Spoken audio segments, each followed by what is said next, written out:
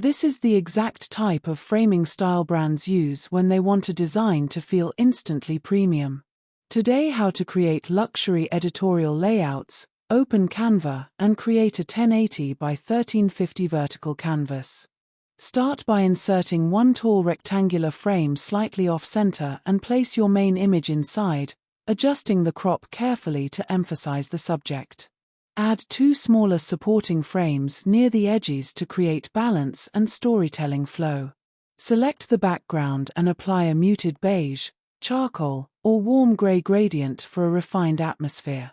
Duplicate the main frame, enlarge it slightly, and place it behind with reduced opacity to create subtle LED